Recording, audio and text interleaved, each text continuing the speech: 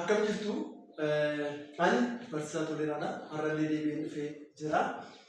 Har'a immoo barnoota herregaa kutaa 8ffaa fi 7ffaa wal keessa galchuudhaan kan qabatee jiru gaaffii moodelaa fi ministirii bara darbee kan wal qabatu gaaffii tokko waliin hojjenna. Hamma xumuraatti sirriitti nama hordofaan isin jedha.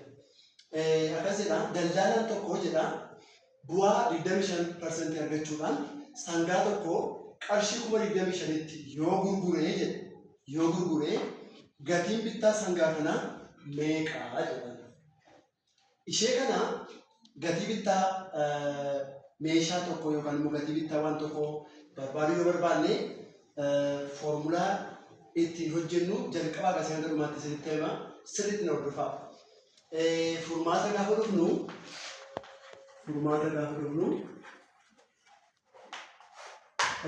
maal beeknaa bu'aa jechuun yeroo hundumaa gatii gurgurtaa hir'isuu gatii bittaa jechuudha. Dhibbantaa bu'aa jechuun ammoo maal jechuudha? Bu'aa baay'isuu 100 irra gatii bittaa jechuudha. Amma asirraa gaaffii nuyi gaafatamne dhibbantaan bu'aa ni jira. Sangaan sun qarshiin itti gurgurame ni jira. Sangaan kun qarshii 25,000tti gurgurame dhibbantaa 25 bu'aan argame yoo ta'e as keessaa meeqaan bitame? Aan 31,250, baan 30,000, caan 19,000, daan 20,000. As keessaati meeqaan bitame kan jedhu barbaanna. Gatii bittaa fi foormulaa asirra jiru kanarraa kaanii barbaanna jechuudha. Attam goona dhibbantaan bu'aa qixa ta'a bu'aa baay'isuu 100 irra gatii bittaati. Kan barbaannu meeshaan sun yookaan immoo sangaan kuni kan inni ittiin bitame meeqaa kan jedhu. So isheen kun tokko jalaa qabdi qaxxaamura waliin baay'inaa maal ta'a? Dhibbantaa bu'aa baay'isuu gatii bittaa, dhibbantaa bu'aa baay'isuu gatii bittaa qixa ta'a. Tokko baay'isuu bu'aa baay'isuu dhibbaa, bu'aa baay'isuu dhibbaa ta'a. Bu'aa baay'isuu 100 ta'a. Okay. Asirraa kan barbaannu maal barbaanna? Akkamittiin gatii gurgurtaa hir'isuu gatii bittaa kan finne hima kana keessa galchinaa kan jedhudha jechuudha. So maal goona? Asii ishee kana maal goona? 100 irraa asii illee 100 irraa yeroo kana 100 maddii asii qofaatti kana bu'aadha.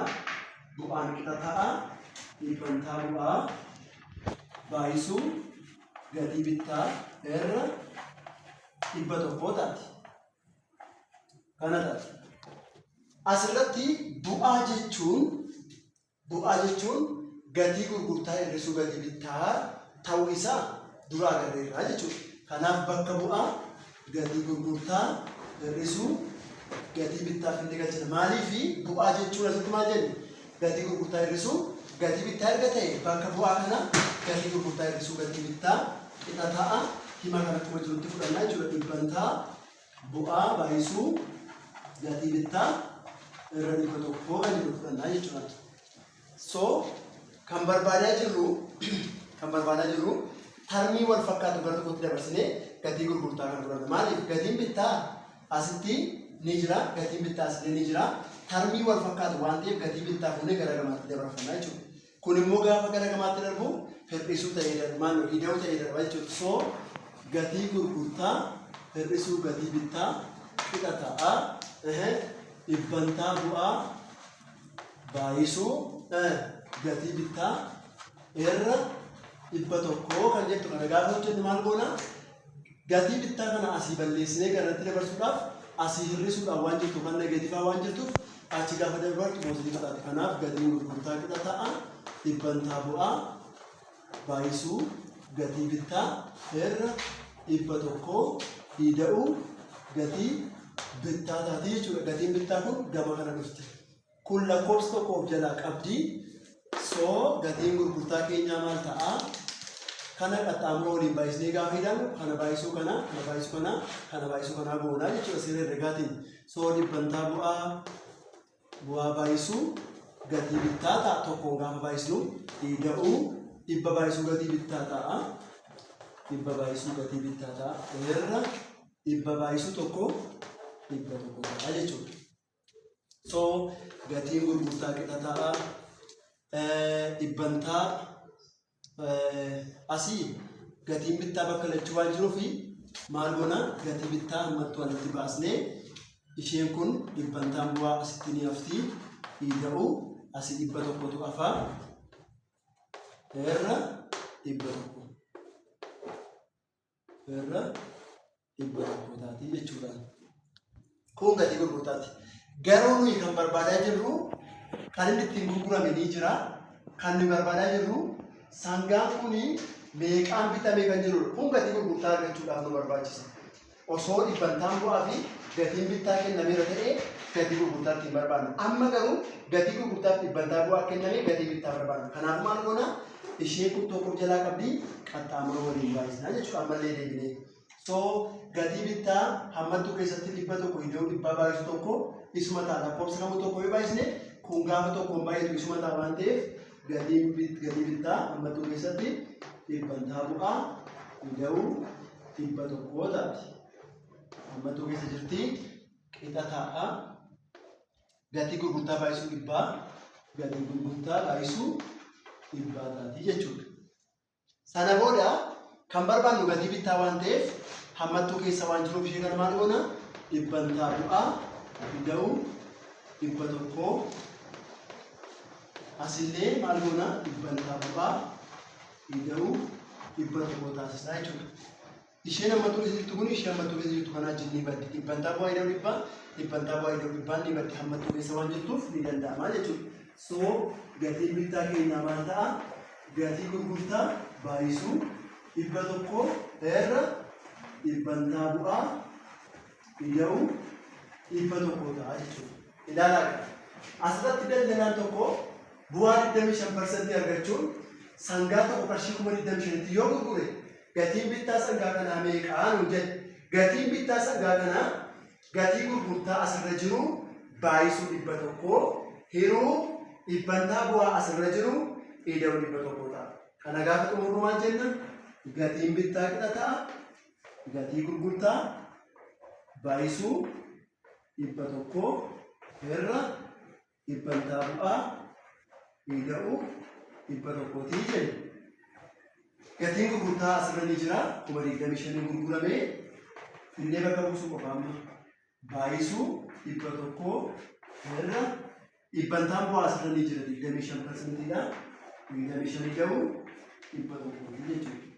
Soo isheen kun 25,000 baay'isuu dhibba tokkoo miliyoona 2,500 taati.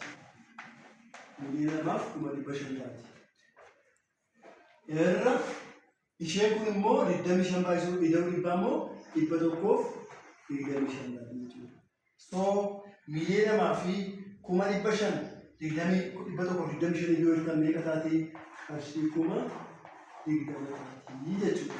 Soo gatiin bittaa sangaa kanaa qarshii 20,000 jechuudha. Kanaaf daldalaan tokko bu'aa 25 argachuudhaan sangaa tokko qarshii 25,000tti yoo gurgure gatiin bittaa sangaa kanaa meeqa yoo jedhamne A 31,250 B 30,000 C 19,000 D 20,000 yoo jenne adeemsa amma adeemnee dhufne kan hundumaa keessa dabarree deebiin keenya 20,000 waan taateef deebiin keenya daataati jechuudha. Asirratti wanti isin hubachuu qabdanii guutummaa himaan hojjedhe kana isinitti agarsiisuu kan hojjedhe malee wanti isin beekuu qabdan wantoota muraasa. Innis maali? Hima ishee kana beekuudha jechuudha. Gatiin gurgurtaa meeshaa tokko nuu kennamee dhibbantaan bu'aa qofti yoo nuu kenname gatii bittaa wanta sanaa beekuu yoo barbaanne gatii gurgurtaa nuu kenname sana dhibba tokkoon baay'isnee dhibbantaa bu'aa fi dhibba tokko walitti hidhaanee gaafa gatii gurgurtaa isa dhibbaan baay'isne sana dhibbantaa bu'aa iddoo dhibba tokkoof hirru kan argannu sun gatii bittaa keenya ta'a jechuudha. Kuni karaa baay'ee dheeraadha. Yeroo taanu karaa gabaabaa kanarra baay'ee gabaabaa kan ta'e qabadhee isinii dhufaan jira. Akkasumallee gatiin bittaa fi dhibbantaa bu'aa yoo kenname gatii gurgurtaa meeshaa tokko immoo akkamitti barbaanna kan jedhu qabadhee isinii dhufaa. Hangasitti nagaan naa turaa, sheerii, koppiliikii gochuun irraanfatinaa nagaatti.